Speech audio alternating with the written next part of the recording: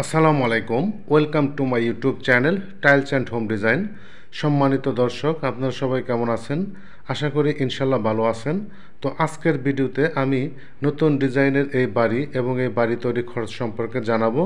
তাই ভিডিওটি না টেনে আশা করি সম্পূর্ণ ভিডিওটি দেখবেন, তাহলে এই ঘরটি নির্মাণ করতে কী পরিমাণ টাকা খরচ হয়েছে সে সম্পর্কে জানতে পারবেন।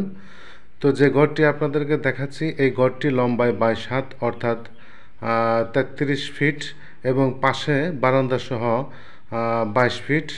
এই ঘরের ভেতরে মোট 4টা রুম করা হয়েছে। ঘরের ভেতরে 2টা বড় রুম করা হয়েছে এবং বারান্দায় 2টা পকেট রুম করা হয়েছে।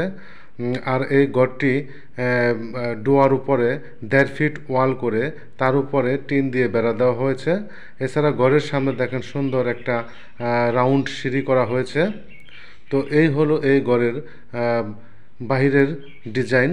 এখন এই ঘরের খরচ সম্পর্কে জানাবো। তো এই ঘরটি কমপ্লিট করতে টোটালি খরচ হয়েছে 4 লক্ষ টাকা, অর্থাৎ 4 লক্ষ টাকা এই ঘরের A to Z সকল ধরনের কাজ কমপ্লিট হয়েছে।